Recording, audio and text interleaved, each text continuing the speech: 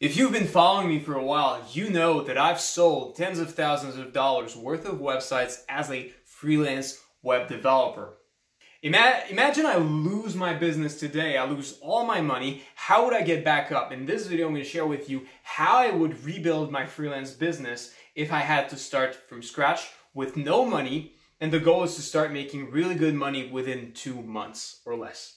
So what I'm going to share with you today is a 7-step process that's very simple to getting back to making a freelance business that can start making over 4 to 5 figures in income, monthly income, within 2 months, okay? This is the plan I would use if I had to do that.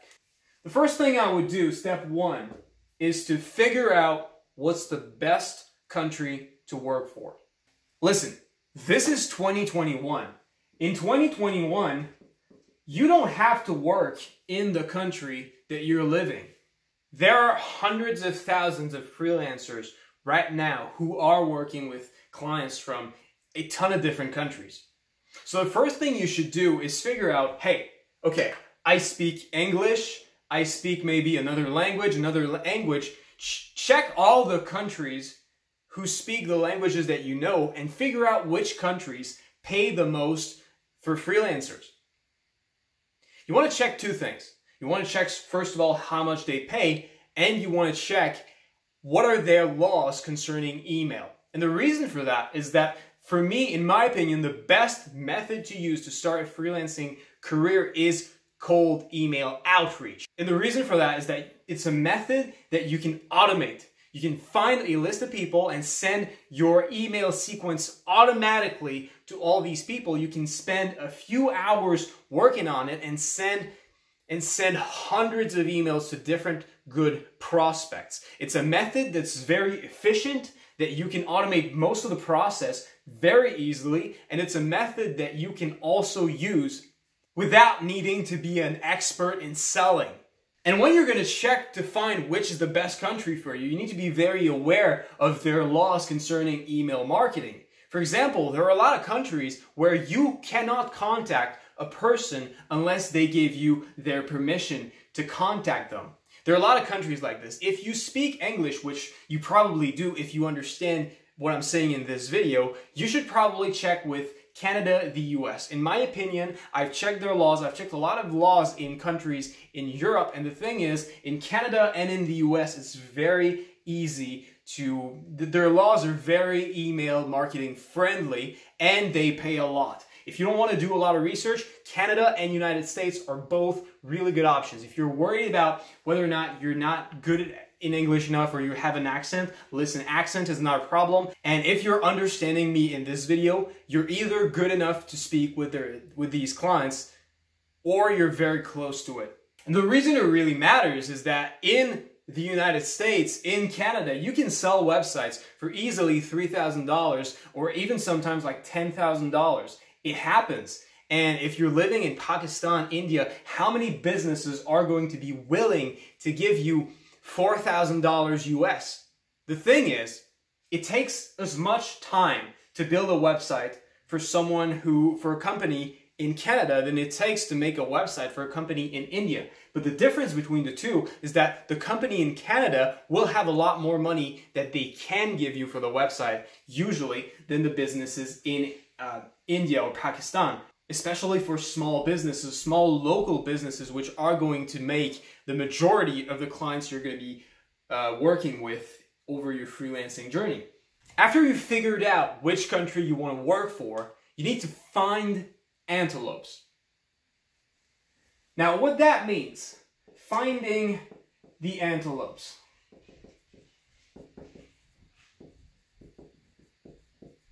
This is a metaphor. You see, lions in the savannah, they have their kids to feed. And when it comes to hunting their food, they have 2 options.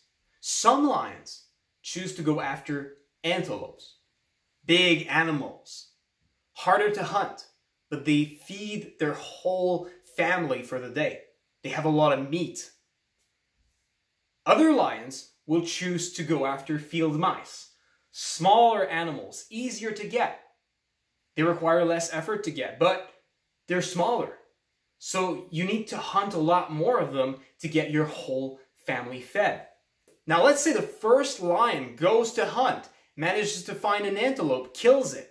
Now, it's a big animal. His whole family can eat for the day. Good meal. It's great. They've hunted once. Took them maybe an hour or two. Now they can spend the whole rest of the day just resting. You probably have that image in your mind. Like you've seen these nature documentaries. You see all these lions just laying on the grass, just resting. Spending time with their kids. Spending time with their lion family. Now what you also see are the lions who are less well fed. They're not big lions. They're slimmer. They're less healthy. That's what happens to the lions who go after field mice. What happens is that if you decide to not go after an antelope, you decide to get a small field mice, it's easier to hunt, cool.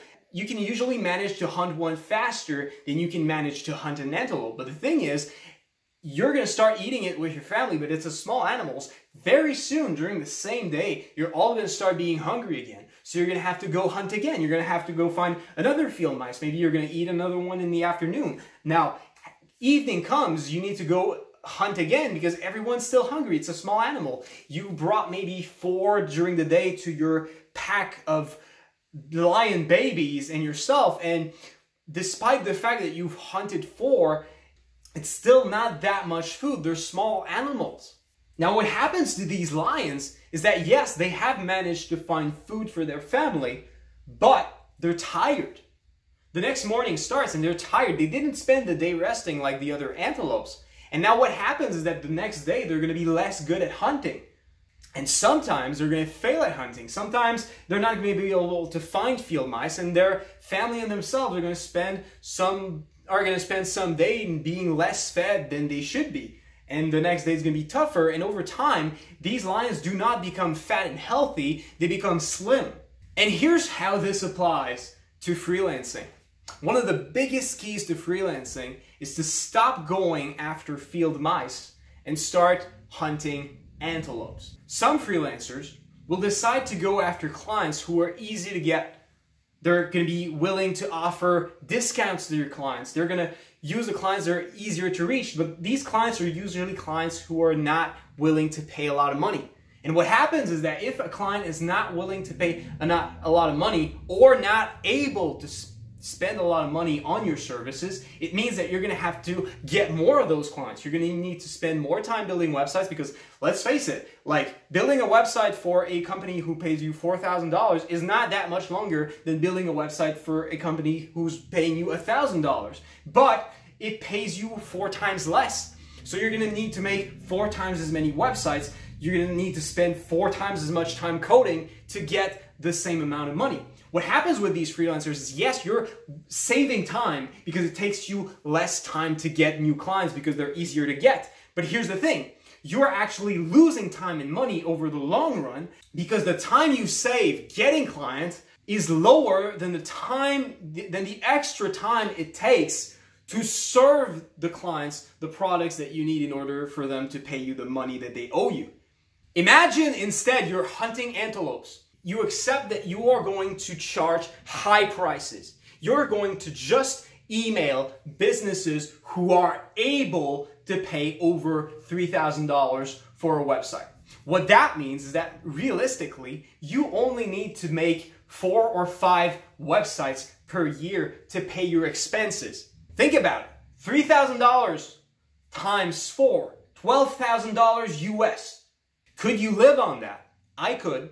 It's not like being rich, but it's enough to live. Yes, it's harder to get people to pay $4,000 for a website than $1,000 for a website, but you only need to find 4 or 5 to live.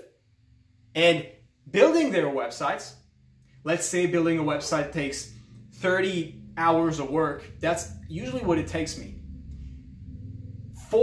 Building 4 or 5 websites at 30 hours of work, that's 120 hours of work for 4 websites or 150 hours of work for 5 websites. Imagine you need to also spend time finding these clients. Let's say it takes you 20 hours to find each client. That means It's between 200 and 250 hours that you need to spend to get your yearly expenses covered. Okay, making enough money to live. At 40 hours of work a week, it would take you between 5 and 7 weeks of work to pay your yearly expenses.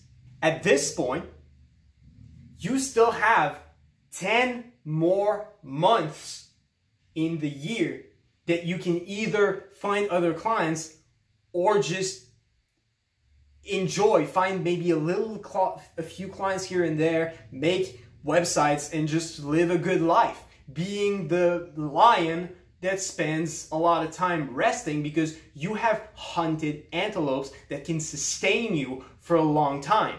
So how do you figure out which are these businesses who have a lot of money to spend and are willing to spend a lot of money? There are two methods. There's through market research and testing. And don't worry about it. I know it sounds like complicated, but I'm going to share with you how to do that in the next couple of weeks.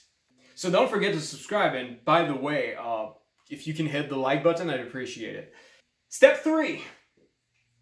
You need to craft a good sequence of emails for your antelopes. Not just a good first email. What you want to do to make sure your email marketing efforts are really effective is to automate a full email sequence. A lot of people who try email marketing find it really tedious and find that it doesn't really work. And the reason for that is they try to do everything manually. They write a first email and they think, okay, they write on the calendar, okay, I'm going to have to write another email to this person next week. If he doesn't respond, I'm going to have to write another email the week after if he doesn't respond. And you have to take this whole calendar and like just manage everything. It takes a lot of time. You need to write each email one at a time. You need to go on Outlook and just send all these emails manually copy paste your text in there. It takes time.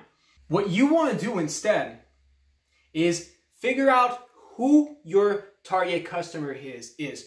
All the people, all your antelopes that you're going to be contacting need to be very similar people so that you can write the same email and you can send it to all these people and it's still going to work. And what you want to do is not just write the first email, but a second email if they don't respond, another email if they don't respond, another email if they don't respond a couple of months later. And what you'd be surprised is that the follow-up emails, the first email usually gets half the responses, but the follow-up emails get the other half of the responses. This means that if you only write one email for a person, you're leaving half of your customer base on the table because half of your potential sales will only be open to you because of your follow-up emails. Sometimes people receive your emails, maybe they read it, maybe they forget it, or they don't have time to read it because they're so occupied. And it's not because they don't necessarily want to work with you, it's because they're occupied. And by sending more emails, you remind them of what they may have forgotten or not have had the time to read because they were in a rush or something. And this is why you can get a lot more clients if you send more emails. And this is why we need to build a sequence of email and not just one email, because the sequence is going to pretty much statistically double the amount of people that you're going to be able to get as clients. But you can't write just any email. You need to make sure that your emails are specifically tailored to speak to the hearts of the specific antelopes that you're going to be working for. For example, if you are working with a specific type of construction company and you understand what their needs are right now, what their problems are, you can specifically craft emails that are going to speak to these problems and needs. And when people are going to read these emails, it's going to speak a lot more to them than if you just send a generic email saying, oh, hey, I do web development services. Do you want to work with me? Not a lot of people are going to be very emotionally engaged when they read emails like that. You want to do something a lot better, and you want to make sure that all of your emails in your sequence are effective. And the difference between having a good email sequence and a bad email sequence, badly written emails and goodly written emails, is basically this. If you have bad emails, it's very possible you're never going to get a client. And after you have a good sequence that you have made, you can automate it. Now that we have a sequence of emails, we need to find a list of real businesses, a list of email addresses to contact and send them these emails. There are a lot of ways of doing this. If you have no money, you can do research on yourself. It's very simple. I'm going to show you how to do that soon.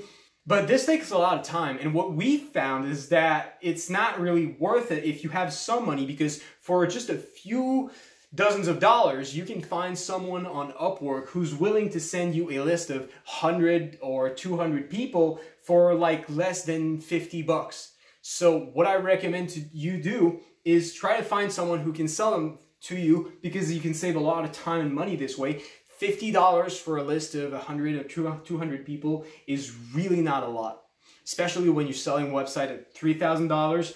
This, like, one list like this can bring you like 2, 3, maybe 4 clients. So imagine 4 clients for $50. It costs you like $12.50 each just to get the email addresses of the people you contact. It's really not a lot, considering all of them are going to give you $3,000 in profit, right? After you have found email addresses, you need to automate your sequence of emails. Now, you take these email addresses and you send all your emails. If you have zero money, you can send all of these emails manually. If you do have money, there's a tool called Smart Reach that's really useful. Costs, I think, $30 a month. We use it.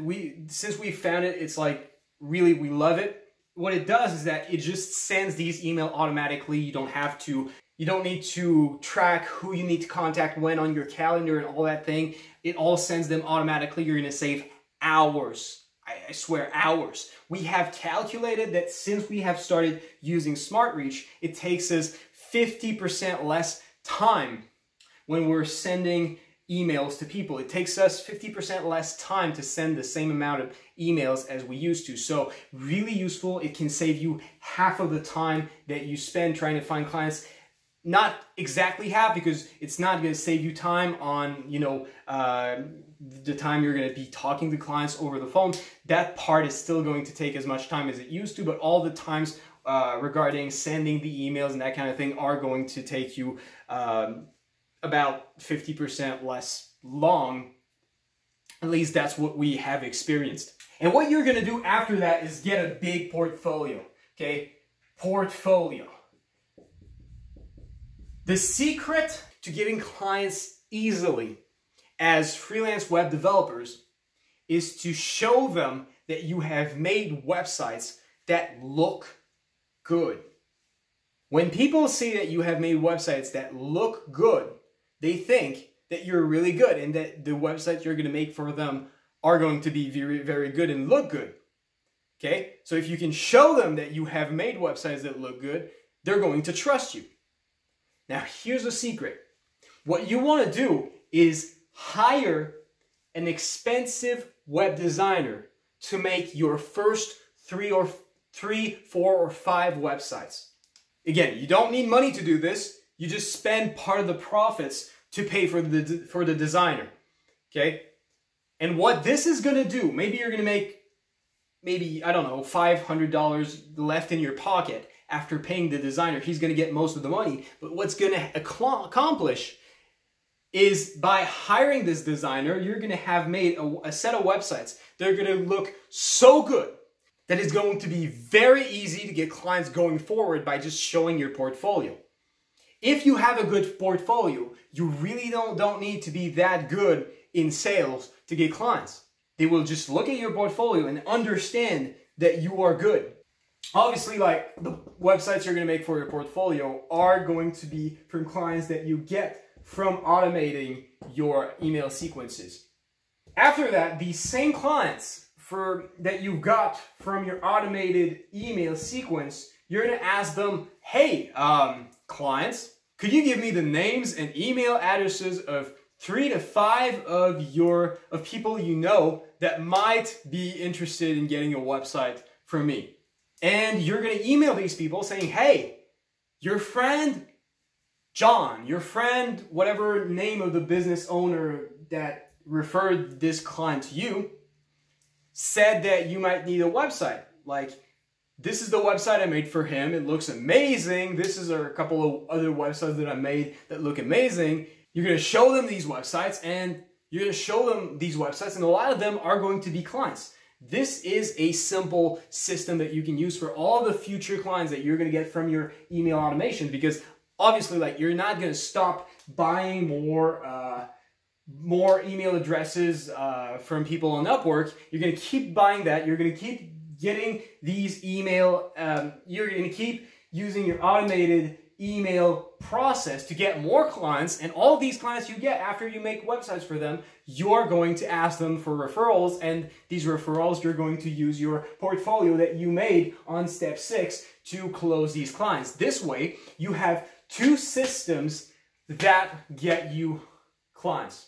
At this point, if you have set up all these steps correctly, what happens is that you have an automated system that gets you client without requiring you a lot of work, and another system that manages you to get more clients out of the clients that you have already got.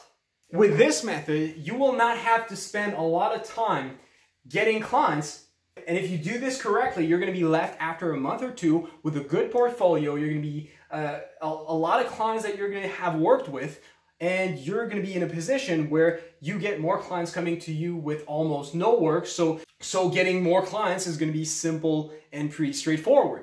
And these 7 steps are how I would build my freelancing career from scratch if I had to start over with almost no money. Again, I'm going to be sharing more about each step of the process in the next coming weeks. I'm going to teach you what you need to know. Look, I understand a lot of this seems complicated, but trust me, I'm going to help you with all that. And it's the type of thing in life that's not really hard, but you have to learn it from someone. And once you've learned it, it's something that you can do pretty easily. And so subscribe if you want to learn how to do all this. And with that said, thanks for watching. I hope you found this video helpful. If you did, hit the like button, and I'll see you soon. Take care.